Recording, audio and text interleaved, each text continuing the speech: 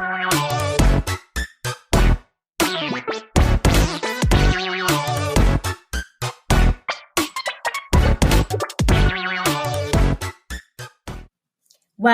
I'm finally recording a podcast. I know I need to join a club or something, but I have to say finally because this feels like a long time dream of mine turned into a reality. And it's one that I've been scared to do, but I'm so glad that I'm finally biting the bullet and jumping in head first into something that's a little bit scary, but also really, really exciting. And just to talk about it being a little dream turning into a reality, I've been really fortunate to say that about a number of things in my life. And I promise this isn't going to be a cliche podcast about chasing your dreams, but we will get some good life advice in there. And I'll talk more about what the podcast is going to be about in a little bit. I love a teaser, so you'll have to stay tuned. But hi, first, welcome to Scoop du Jour, and thank you for listening. It feels cool to say that out loud. I'm Jourdan Black. I'm a sports broadcaster who also now works in corporate America. A little bit more about that in a bit as well. So back to that dream becoming a reality thing. Ever since I was 5, I have wanted to be a news anchor. All I wanted to do was be on TV and tell stories, really. I saw a news anchor on TV one day. I pointed her out. I asked my mom what her job was, and I decided what my career would be from that day on. And I made that dream a reality as I got older. I got more into sports, and that became wanting to be a sports anchor and learning more about sports. And I learned so much, thanks mostly to my dad, definitely not thanks to my own athletic ability. I'm 5'0", so I didn't play a lot of sports, but I liked talking about them. And I liked going to games, and I liked learning about the athletes and their stories and all of that. And so I went to UNC Chapel Hill, and I did all of the sports things there, like working and recruiting for the Tar Heel football team, working for the campus sports program, all the internships, you name it.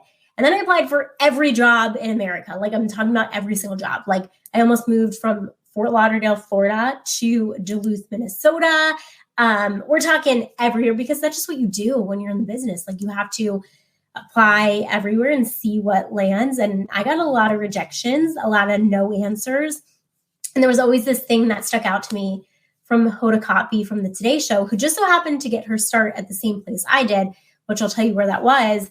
But she said, you just need one person to take a chance on you and one person to believe in you. And I had a lot of people believe in me, but I just really needed one person to take a chance on me. One person took a chance on me in 2016. He was a sports director in Greenville, Mississippi. And I wanted to really put in perspective what Greenville, Mississippi was. So I looked up their census in 2020, and it was 29,000 people. And that doesn't seem that small if you're from a small town, but it really is a small farming community in the Mississippi Delta. And it has that small town feel. And I jumped right in. I was like, if I can get a job there, I will take it. All I wanted to do was be a sports anchor. And my sports director there, Steven, gave me the opportunity. So there were a lot of bumps. I can do multiple episodes on what I learned in the Delta, but I learned a lot about myself. I was really humbled, but I grew a ton as a young adult and as a reporter. And who doesn't grow as an adult right out of college, right? But I feel like moving to the middle of nowhere, making peanuts as a salary, but also doing what you love is a really cool thing. And I'm so glad I got to do that for 2 years right out of school, especially me kind of being from a big city in Fort Lauderdale and then moving to a small town. It was quite the challenge at first, but eventually I grew to love it, and I wouldn't have changed that experience for anything. And then I moved to Fayetteville, Arkansas in 2018 to work as a sports anchor there at the ABC affiliate. And I got there for all of my sports fans who I hope are listening at the start of the Chad Morris era for the Razorback football team. My very first shift was a funny game, which I'm sure many fans didn't think it was funny, but Arkansas was hosting North Texas in a game that was supposed to be somewhat of a cupcake. The Mean Green called for a fake fair catch, but instead took it for a 90-yard punt return. And Arkansas ended up losing like 44-17. So that was like a not so great start to the Chad Morris era, and it didn't last very long. I was there for a number of coaching changes, covered a ton of really cool things, immersed myself so much in the SEC culture because why couldn't you? And as someone who grew up as a huge Florida Gator fan, all I wanted to do was move to an SEC town as my second job, and I fulfilled that dream, and I loved it so much. It's such an awesome town. It's the home of Walmart. It's just such a cool place to be and live. And I just loved every second of it, the work. I enjoyed the town, the stories, the people. It's a really, really cool place to be. I made the best of friends in Arkansas. We're going to get like so cliche. Made the best of friends, but truly. And I also met the love of my life. Like I told you, we're getting like so cliche. But who would have thought in Northwest Arkansas? And, they say like, when you know, and I am so lucky that I got to experience that feeling. For me, it was like 3 weeks in. I think for him, it took a little bit longer, which, I still bug him about because I'm like, why did it take you so long? But that's neither here nor there. We're together and that's all that matters. And anyway, he is a doctor.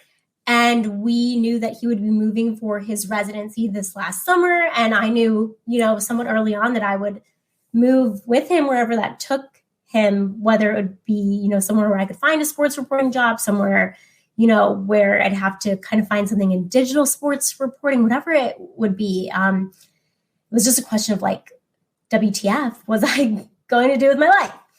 And a lot of people kind of question, like, why would you move somewhere with a man? But kind of, as I mentioned, like when you know. It was really hard to leave somewhere as amazing as Fayetteville, a place where I spent almost 4 years. But the decision became a lot easier as time passed there, not because I didn't love the work itself.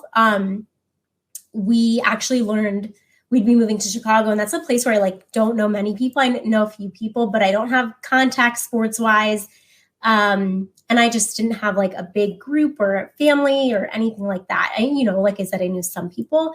But the decision to move or just to leave the job versus, maybe moving with my boyfriend later on, became a lot easier because of what I endured at my news station in Northwest Arkansas. And kind of, to put it lightly, was a lot of workplace harassment. And I left there with a lot of trauma. And that's kind of common across news stations. It's all too common in the business.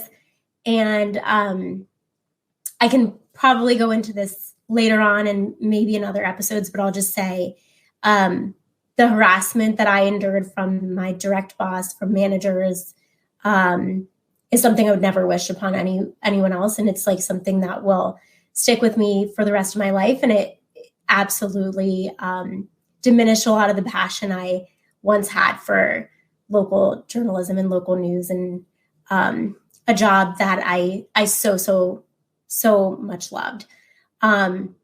So that said, there's also kind of the element of local news and local sports. You miss these big moments with your family and with your friends, and working nights and weekends is a hard thing to do. It's part of the business and it's part of the gig, but that played a bit into it as well. So when we moved to Chicago, I was kind of ready to make a change. I began a job in corporate America because everyone has to experience that at some point in their life, right? Is that like one of those check boxes? For me, it kind of was. I was like, what else is maybe out there? Or I don't know. And I don't know. I just wanted to try something new where I could still flex my creative muscles, channel communications and journalism, but maybe get a taste of what working Monday through Friday, 9 to 5 was like. And I found kind of the perfect place that's been such a breath of fresh air.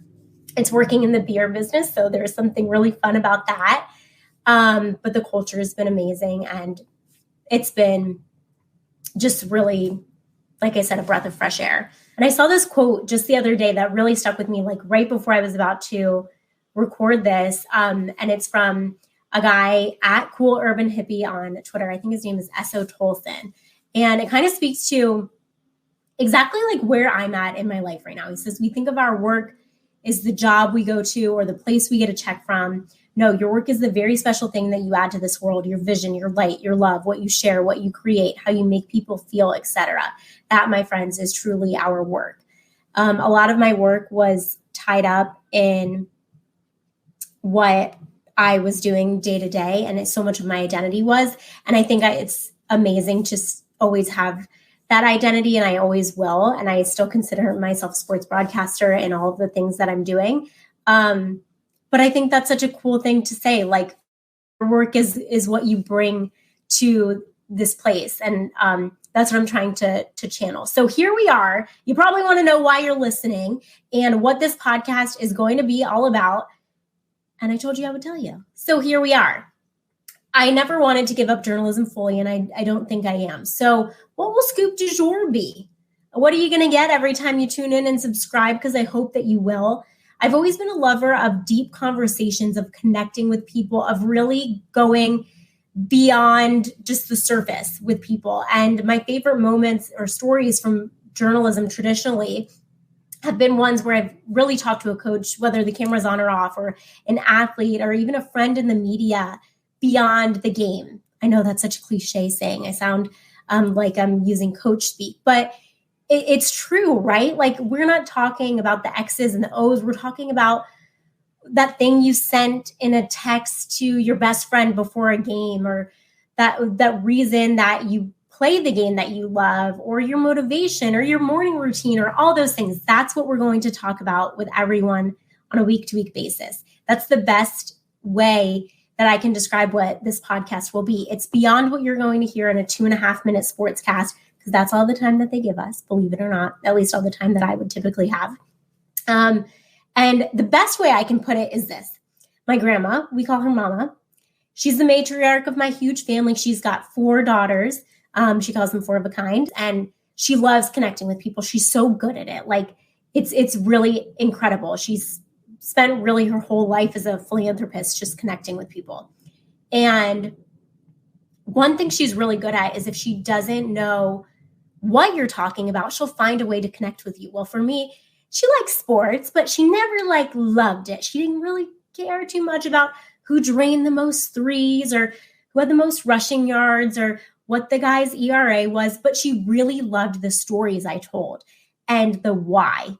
And she would always text me when she heard a really good story, or call me and talk to me about the stories.